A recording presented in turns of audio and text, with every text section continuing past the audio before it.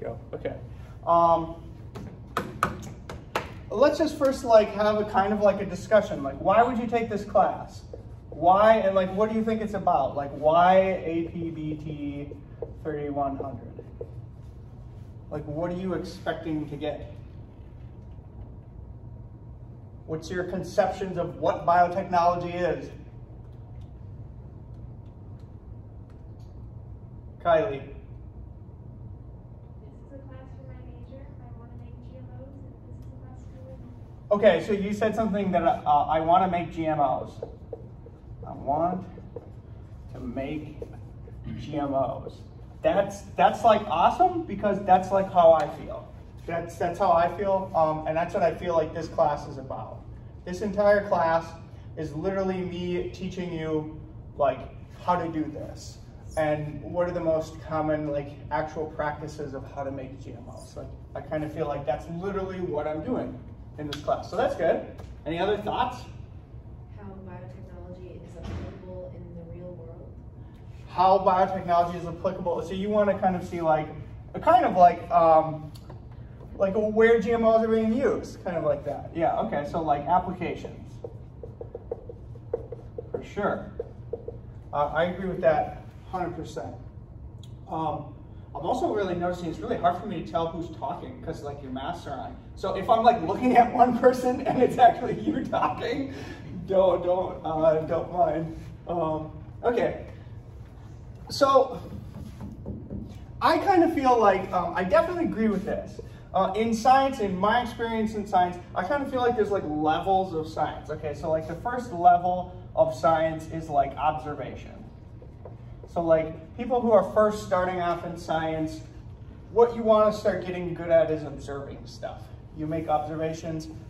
You make observations, and people write down their observations, and then they publish their observations. Okay, this is what I looked for. This is what I saw. I sequenced this genome. This is what we saw.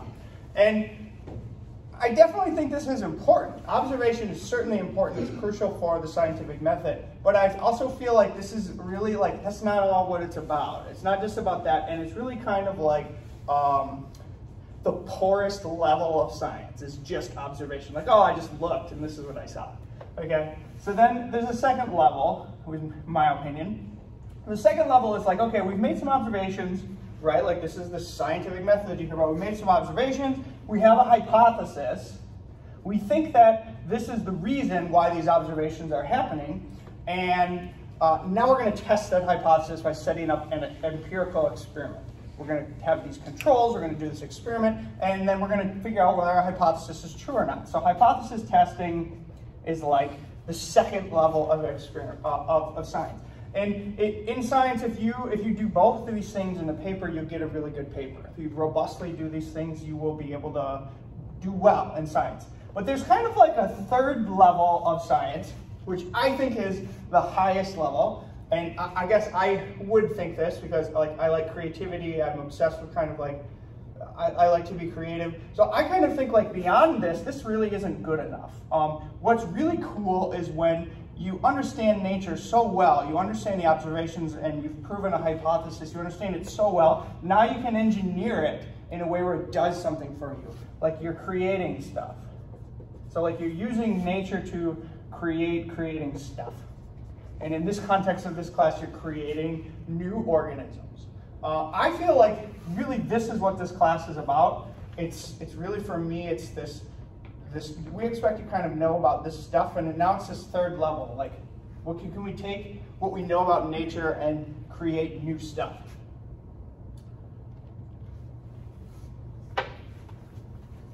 So I would also just pose this question, which is I think a good setup for this class, which is imagine a thought experiment, a scenario where you're thinking about like, well, what is science going to do for like the next million years? Like imagine humans are fortunate enough to be around for the next million years. If you look at what people are doing right now, what's really, really popular is they'll go out and they sequence genomes.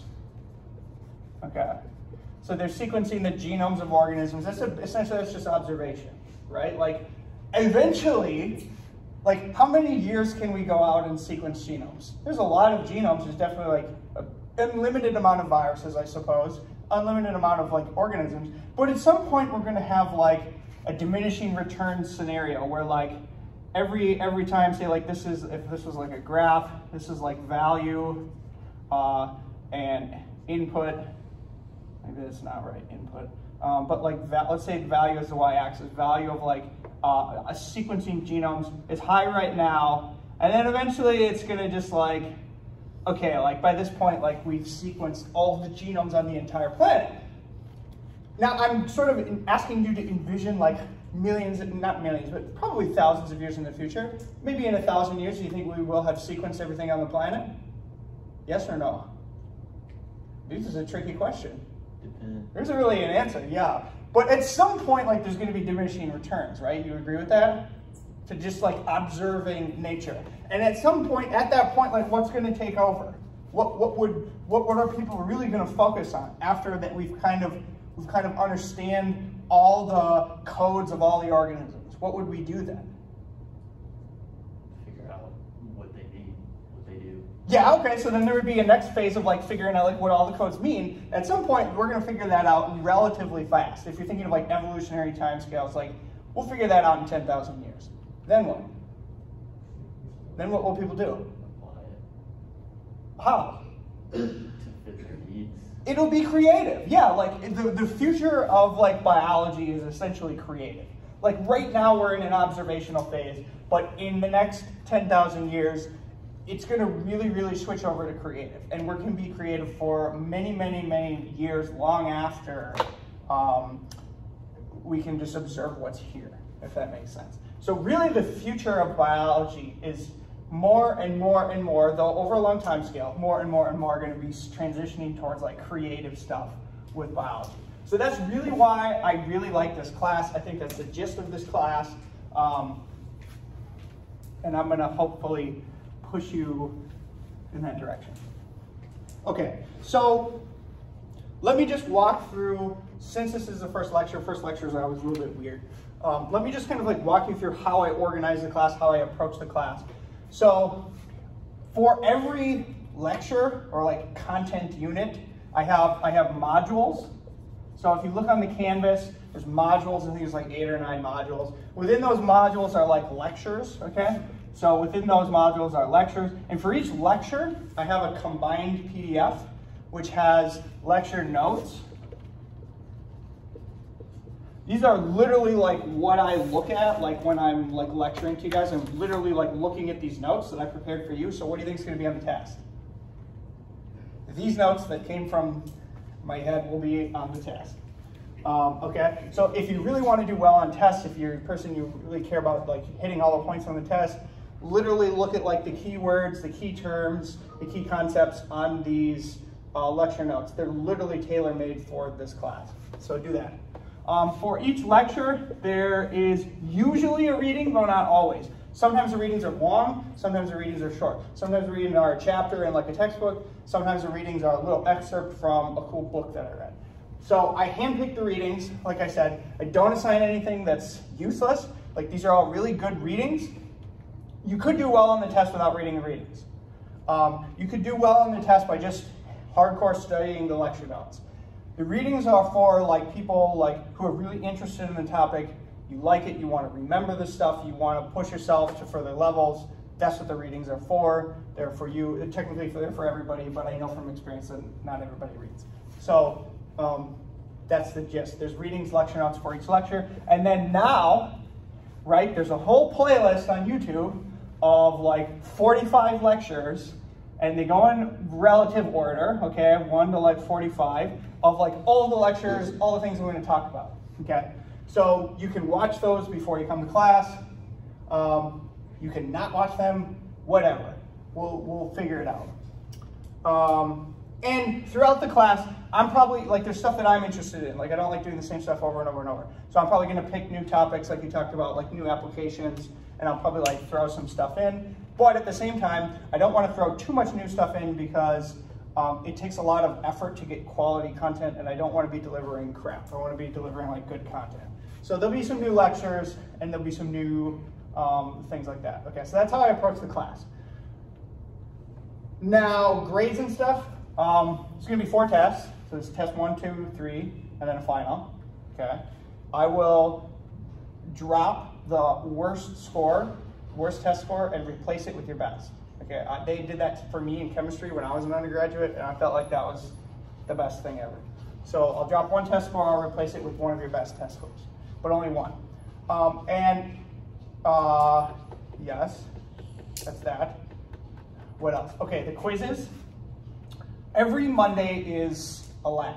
Okay, so after this, there's the lab section. And we have to approach the labs kind of creatively because of the coronavirus stuff. So normally what I do, and normally when I give this class, there's literally like 3 to 5 people in this class. So normally we just like go into my lab and I just like show them stuff. I don't think it's gonna work. We actually have a few more people, which is good. And because of coronavirus, we don't wanna be in tight quarters. So I'll tell you what we're gonna do for a lab after today, in lab today. But during each lab, the first thing that's gonna happen is I'm gonna give you a quiz. So there's gonna be a weekly like 10-point quiz, okay, which is covering the content from the previous week. And the quiz is not to hurt your grade, the quiz is really to help you, okay? The quiz is giving you information on how I ask questions. It's giving you information, things that I think are very important, I put on the quiz. It's giving you it's giving you a guide to study for the exams. So the quizzes are not like to punish you, the quizzes are to help you. And at the end of the day, the quizzes they're important, but they're not too important. They're more to help you just like study for the tests. Any questions about the class? Yes? Are the quizzes going to encompass both the lab sections and the lecture, or is it going to be those? I kind of wing it on questions from the lab section. Usually when I'm giving labs, I'll say like important things that bring up important concepts, and usually then I might toss those in on a quiz. And then if they appear on a quiz, you might see them on a test, okay? So definitely like lab content could be fair game for a quiz or a test, but our labs are going to be so unique this year, it's going to be different, that that probably won't come up too much. Although I am sort of starting to establish some like lab lecture kind of things, and there might be some content. I don't want to make any rules on that. Any other questions about like class organization? Any anxieties or fears or worries? Okay. And I kind of am memeing my emails just to be kind of funny, but I'm really like not a mean guy. So if like there's an issue, just come talk to me or send me an email, and I usually can make things work out for people. Okay, so did anybody have any questions about the lecture on building blocks? If you have them, save them for a second. So there was a lecture, which is today's lecture, which is building blocks. Who watched the lecture and who can give me kind of like a gist? Like what was the gist? What was the purpose? I threw like a lot of stuff at you. What was like the overall theme? It was just an overview of like amino acids, proteins. Okay, I heard so amino acids, proteins. Somebody else, what was like a gist, the theme of the lecture? Yeah? What it is to be alive, to be in. That was definitely a part in the beginning. What does it mean to be alive? What does it mean to be alive? Any others? Okay, so if the gist of this whole class is like how to build organisms, right? Like the first lecture is all like, what does it mean to be alive? And what are like the little pieces of those living things that go into those? Because if you're gonna like build stuff, like can you build like a Lego thing without like understanding the little Lego pieces? Or using them or touching them? You're shaking your head. No, you can't. Like you have to like understand the little pieces to be able to like build stuff. So this entire lecture is on what are all these little pieces? What are the important levels of the pieces? Because like if you're thinking about like science, okay, like one sort of trajectory of physics is to like make things more and more and more and more and more complex. So like when I was like first we thought they were just atoms, and then there were like now quarks, and like So there's only, I mean, we only go so deep, but let's start at like atoms, okay? So what are like the important atoms that we need to think about for the rest of our lives if we are biotechnologists? What are like the real important atoms? You've had chemistry, right? Yes? Who has had chemistry? Richard, you haven't had chemistry? Yeah. Okay, I was like, I think everybody has had chemistry. Brian, you've had chemistry. What are the important atoms for living things? Carbon. Okay, so carbon. Oxygen. Hydrogen. Nitrogen. And there's a couple others. But like, this is kind of like what we care about. And like, we can kind of focus on just this. So I'm not going to review a whole chemistry, but there's some things from chemistry you need to recall. Okay, so how many bonds does carbon like to form? 4, okay. So whenever you see carbon, it's looking for 4 bonds. Okay, that's important. This is, I think, like the valence. It's looking to fill that outer shell of the electrons. Carbon's looking for 4. How many is oxygen looking for? What? You really have to speak up because your masks are like mumbling and I lost all my hearing from a rock band. 6? No. 2. So oxygen's usually looking for 2. Think like water. Hydrogen is looking for, yep, 1. It's usually, like I said, just think water. And then nitrogen, 3. Okay, so you got to kind of remember this. This is important stuff to recall from chemistry. Okay, let's go. Does this make sense, Brian? I'm still with you here. Okay, good. Okay, we can work with this. So let's start with here, and let's go up a level now. Beyond this, it would be, what would be on the level beyond atoms? It would be like molecules. And molecules are going to be like covalently bonded atoms. So these are going to be the atoms that are feeding into biological organisms. What kind of molecules are going to be feeding in to biological organisms? I listed 4 in the lecture. Water. Water is a very, very specific molecule, yes. Think about like hierarchies or types of molecules. I went out of my way in this lecture to like give you 4 types of molecules. Oh, the nucleic acids? Yes, okay, nucleic acids. Carbohydrates. I'm just going to say carbs, the same thing as sugars, carbohydrates, yep. Lipids. Lipids, like fats. Proteins. I got a note. Okay. These are kind of like the categories. And I say this, memorize this, don't forget this for the rest of your life. These are the categories. We're going to talk a lot about these things in this class, and I'm going to expect this to become like a part of your brain written on your heart. Okay, you need to know that there's these 4 different types of molecules in sort of biochemistry. So these things building up to more complex things. Lipids, carbs, sugars kind of look like rings of carbons. Like there's a 5-carbon sugar, which is important, which gets put into biochemical molecules. So carbohydrates and sugars, they kind of look like rings of carbons, and sometimes you find some like oxygens and stuff like that. That's what sugars look like. What do lipids look like?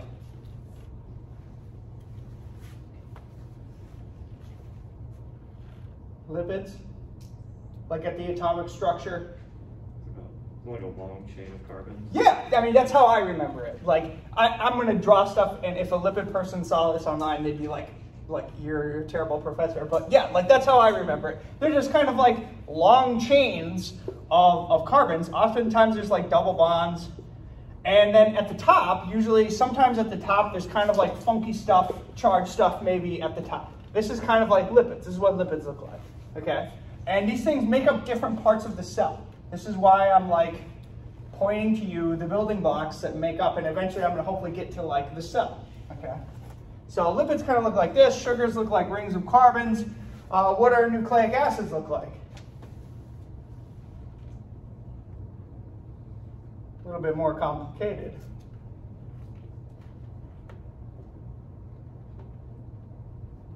Might help you guys if you like bring the notes too. I literally like got pictures for you.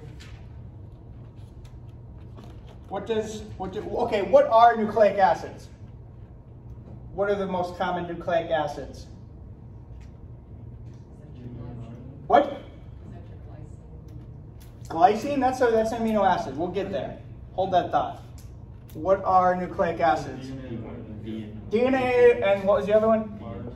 DNA and RNA. What's the difference between DNA and RNA? Like, you actually know? Could you draw it? Who wants to come up and draw the difference between DNA and RNA? This is kind of the level of detail you should understand.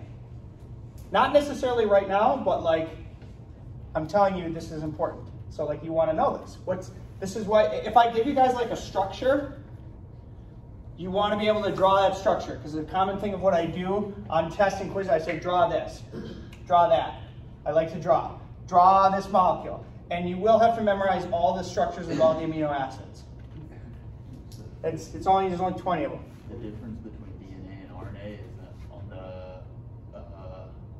the carbon ring, the 3 area, the DNA, it doesn't have an OH group. Yes, excellent. Okay.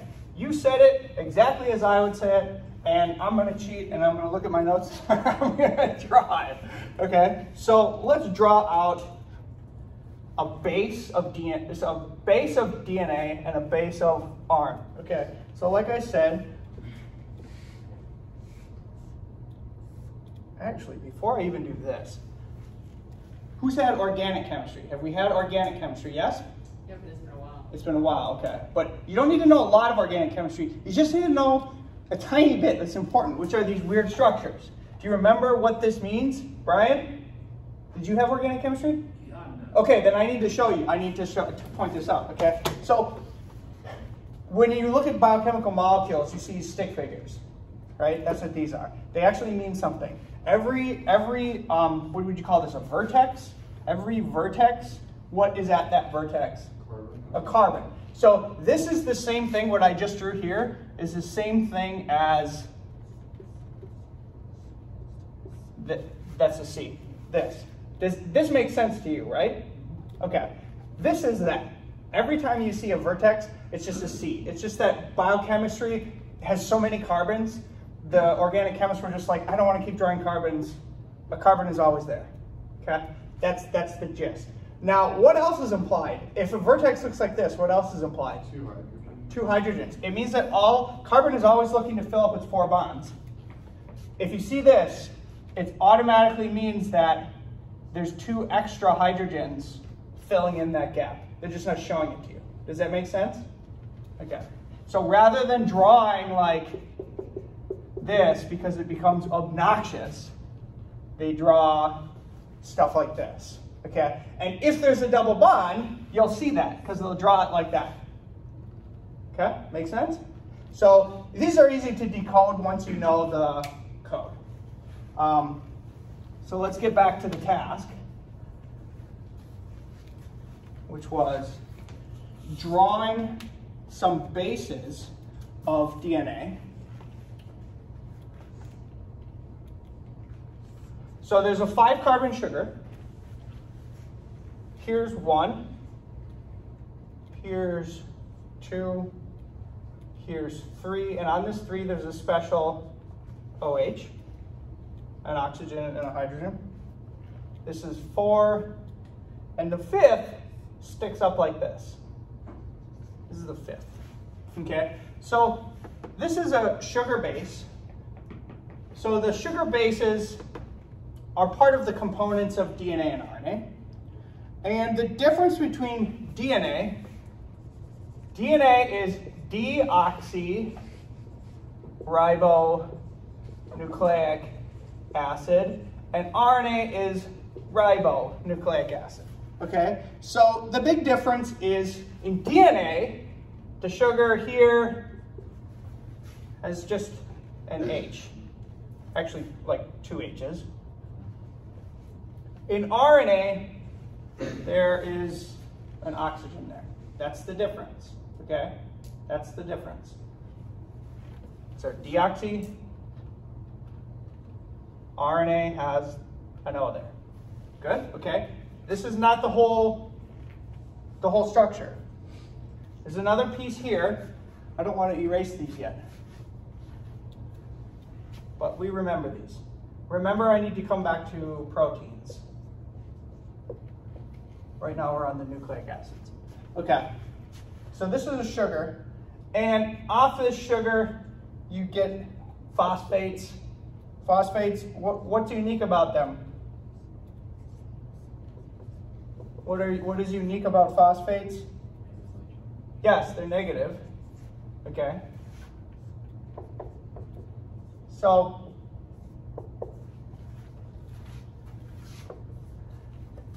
this is what we would call a DNTP. I don't just show you this randomly, like I'm not just saying like memorize this. Like this is important because when you build DNA, what do you think you have to put in the tube? DNTPs, okay? You literally like touch this and put this in a tube. So you need to know this, you need to know what it is. And what can we learn by looking at its structure? If these were the components of DNA, so these are the components of the backbone. There's also pieces, which are the A's, the T's, the G's, the C's, that get attached to this. But this is the backbone. What can we know about DNA based off this backbone? Looking at it.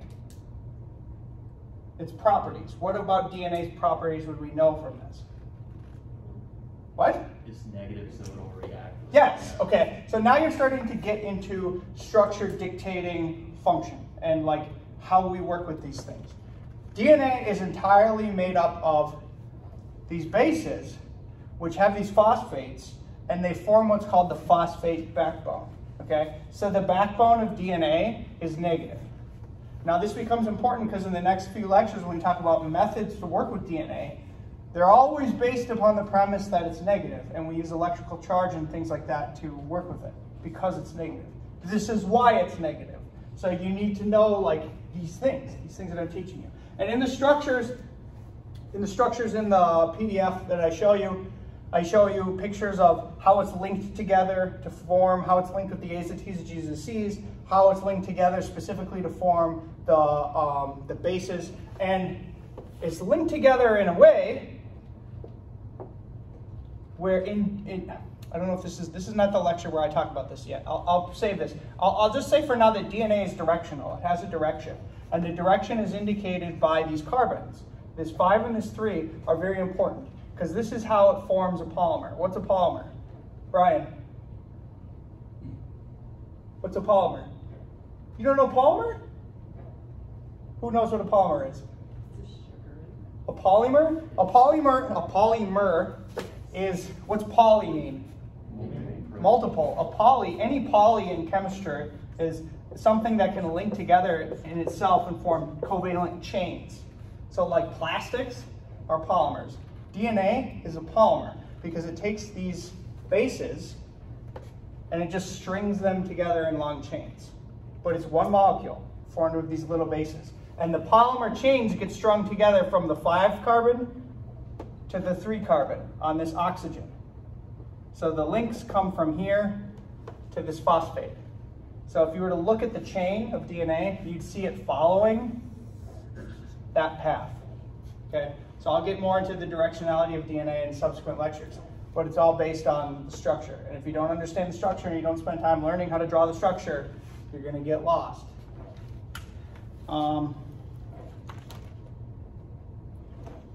Okay, sometimes I tend to go fast. Do you guys have any questions about anything I've sort of worked up so far?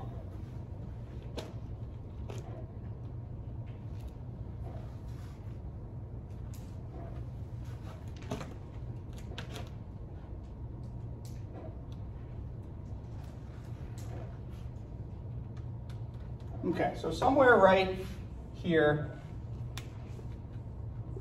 is where the A's and the T's and the G's and the C's get linked to. Hopefully I'm drawing that right. Yes, that's right. A's, T's, G's, C's. Okay. I actually don't make you memorize the A, the T, the G, the C, but there's something very, very specific that you need to remember about these structurally, okay? What goes with what? G and C. Okay, G and C, let me make more room. G and C, again, like I'm telling you very, very selective bits of information that are extremely important for molecular biology. G's and C's go together. A's and T's go together. Why? Number of hydrogen bonds that make. Yes, so in these bases, the structure is organized where G's and C's have these hydrogens, have these groupings that are looking for hydrogen bonds, and there's 3 of them. And A's and T's have 2, okay? So however structurally the A and the T is organized, there's these 2 things that are looking for electrons, or looking for hydrogen bonds, okay? And it matches with the T. That's how they bind together, okay? So what you need to remember are 2 hydrogen bonds and 3 hydrogen bonds. Why would this be important? So this is in the double helix structure of the DNA. So this should be like review. Like if you look at DNA, here's an A, here's a T, right? Like I'm saying this is the phosphate backbones, and these things are meeting each other in the middle on the hydrogen bonds. Why would this be important? How does cell replicate DNA?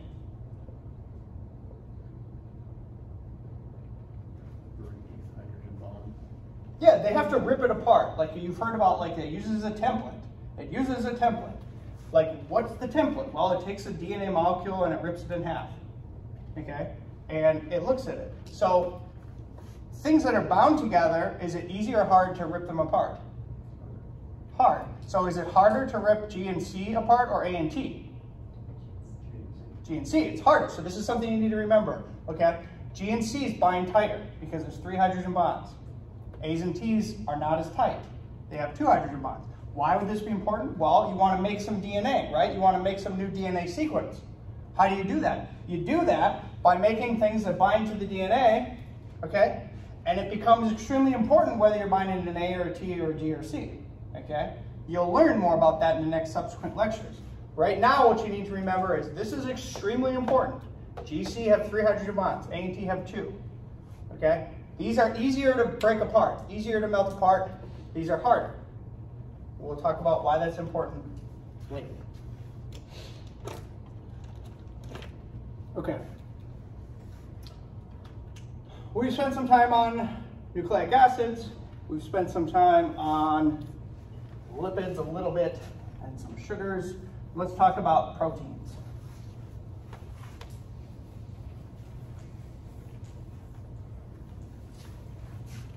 Okay, so the 4th group, my favorite group. This was number 4, proteins. So again, the whole purpose of this, I'm telling you the little pieces that make up organisms. Okay, and stop me after 10 minutes of this because we have to go to this. Okay, proteins. What are proteins made of? What do they look like? What are proteins?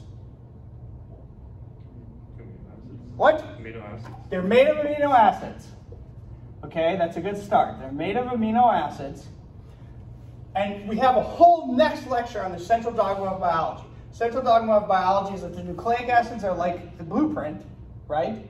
And they get translated into action, which is the proteins. Proteins do stuff.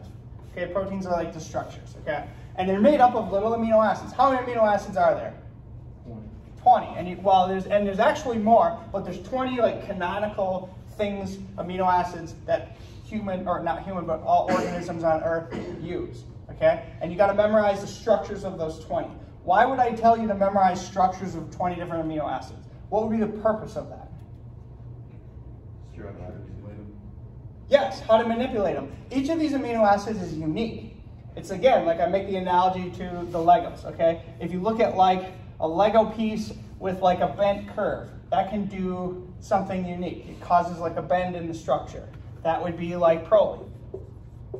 Proline has a unique structure that causes a bend in proteins, okay? If you have like a little tiny piece, a little tiny Lego piece, maybe that's similar to glycine. Glycine is the smallest amino acid. It's the tiniest, okay? And whatever you put it to, it allows rotation. So I'm debating how deep to go into this. Let's first start with okay, so you understand now why it would be important to know the structures of the amino acids. You want to know why they're unique. Why is this one unique? Why does it do what it does? That's important because then when you want to engineer a protein in the future, you want to get this protein to do something for you. The proteins are the actions in the cell. You want it to do something. What do you think you're going to have to do to change the function of that protein? Change its shape. You'll have to change its amino acid. And you're going to have to know, well, what do I put here in place of this to get it to do this? And you're going to have to think through that mental process. And if you don't know the structures of the amino acids, you'll be completely lost. So let's draw the easiest amino acid, which is glycine. Let's start with glycine. So glycine for sure is going to be on quiz next week. Draw the structure of glycine, because I'll do it right here for you. Okay. Let's see if I can do it without my cheat sheet. Okay, let's start with carbon.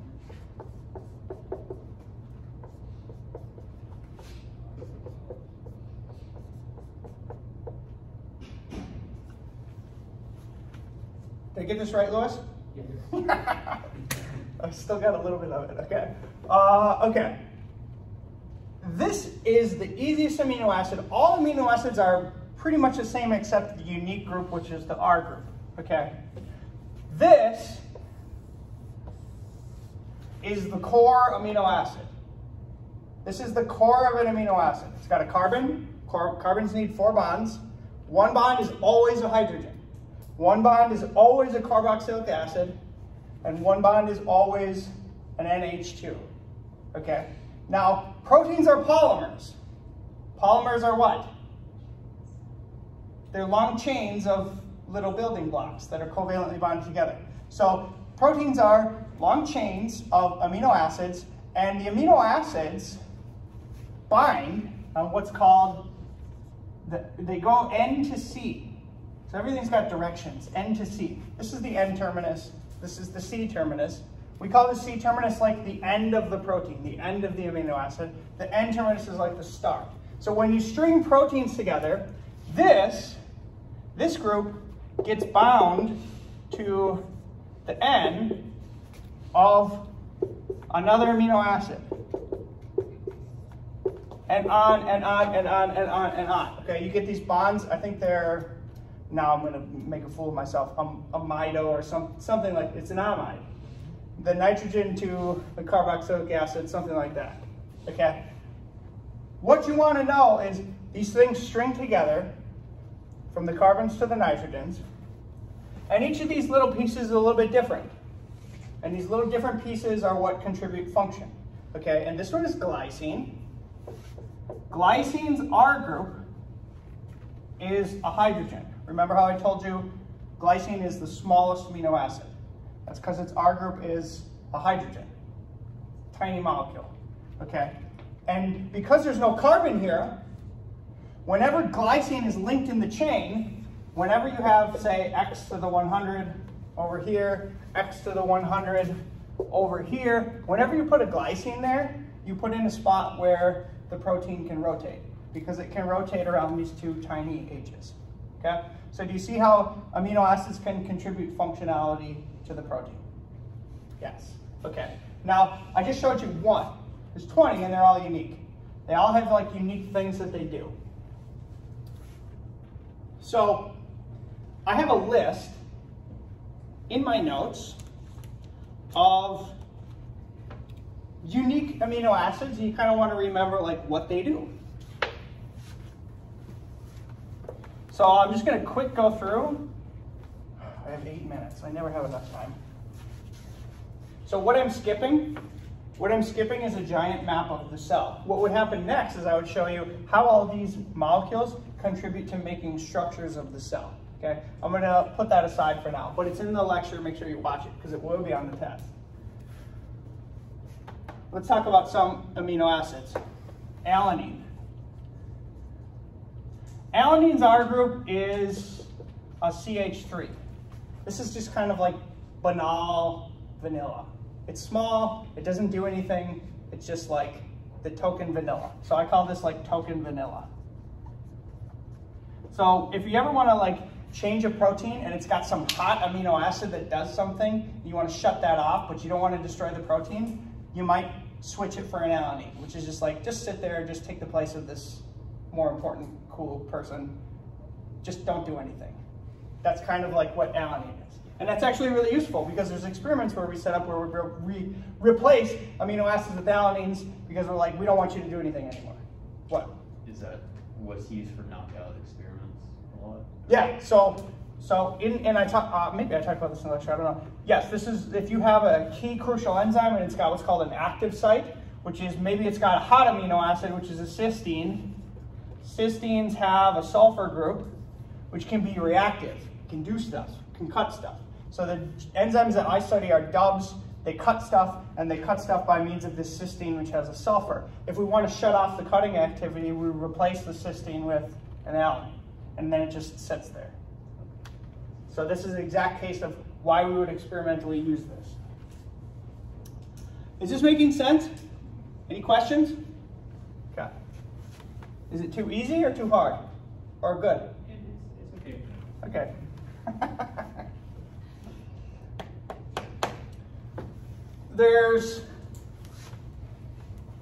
Okay, charge is super important in molecular biology. There's charged amino acids. So there's positives, like lysine and arginine. All amino acids have different codes. They have 3-letter codes and 1-letter codes. This is lysine. You're going to have to learn those. This is arginine. These are positive. So if you were to envision why this would be important, the example I give is always the same. We now know DNA is what charge? Negative. So if you're going to engineer a protein that was going to do something to DNA, what do you think you would have to have in it?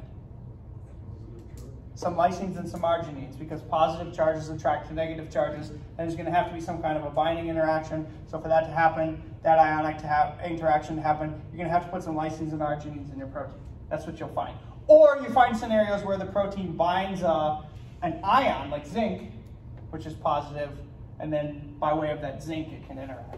Okay, so there's other ways, but that's the gist. There's also negatives.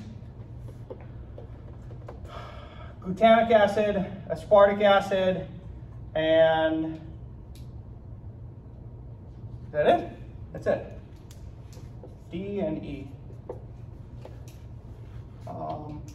You're going to kind of want to look at these, know these.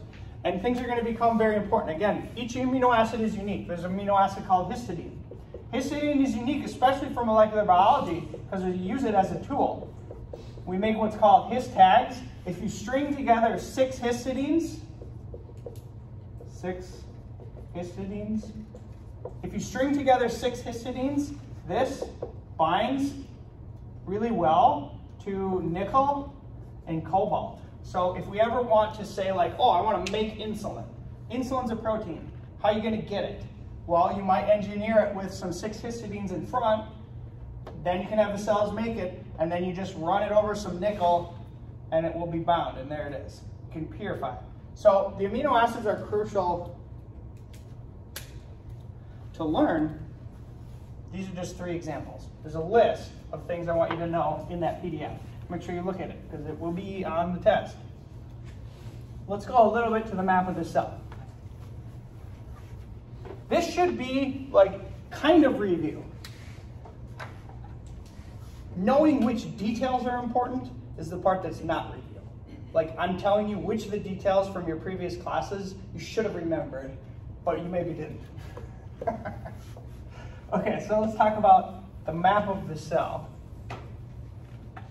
So what kind of molecules are here on the outside? Yeah, yes, lipids. So there's the bilayer.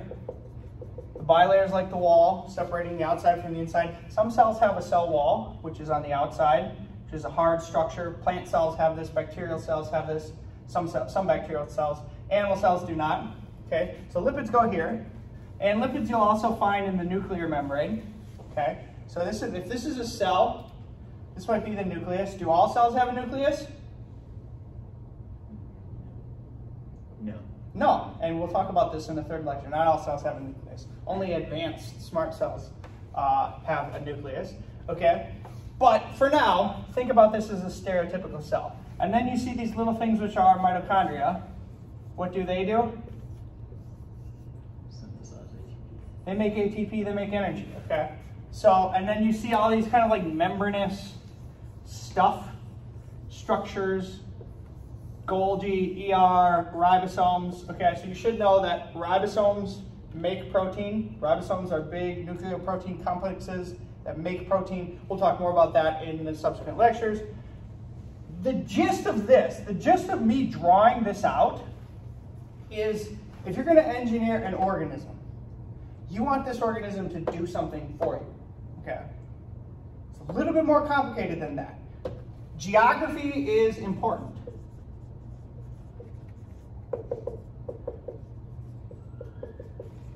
So imagine you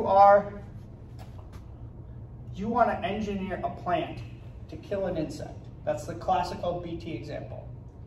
Okay. How are you going to get whatever that killing thing is? How are you going to get it out into the bug? Okay. So you have to ask yourself a question. If you're going to engineer something to do for you, let's say you're going to have it make a protein, that protein's going to do something. Where are proteins made? Where are proteins made? In the ribosome. Where are the ribosomes? In the cytoplasm. So there's ribosomes in the cytoplasm. Cytoplasm is like the water of like inside the cell. Okay. So ribosomes are in the cytoplasm. They're also in the ER, the endoplasmic reticulum. Okay. So proteins are being made here and here. Is a protein that's made here going to kill a bug? Where's the bug? The bug's way the hell over there. Is the protein here going to kill a bug? No. So I'm trying to tell you, I'm trying to convey to you that this map is important and you need to tell things where to go. So like if you're going to kill a bug, you have to program the protein after it's made in the ribosome, the protein's got to get out of the cell. And you have to tell it to get out of the cell. You have to code that. And if you don't understand the amino acids, you don't understand DNA, you can't code that. Does that make sense? If you want to get something into the mitochondria, you have to program it. Once it gets made in the cytosol in the ribosome, you need to program it to go to the mitochondria. If you want to do some genome editing, where's the genome? Where is the genome? In the nucleus. The nucleus holds the DNA. If you want to get a protein that's going to change DNA, where does it have to go? Into the nucleus. That's not so easy. The nucleus is a wall with a little door, and the door only lets certain things through. So if you don't understand how to get through that door, you can't engineer the nucleus or the genome. Does that make sense? So I'm just telling you the basic gist. We'll end the class now. The gist is you need to understand that cells are geographical maps. And if you want to engineer them to do things, you need to engineer the molecules to first go places. And then once they go there, once they get there, then maybe they can do something. But if they're not even getting there, you're not doing anything. Okay? So that's the gist of the building blocks lecture. I would encourage you to watch that. For Wednesday, watch the Central Dogma lecture. That's what we'll talk about on Wednesday. And then we have a little break. Let's do a 10-minute break, and then we'll just start a little bit of a lab. Auditors, there's some auditors in this class. You don't have to come to the lab. But people who are registered for the class, for sure you do need to come to the lab. So I'll see you guys in like 10 minutes. Good?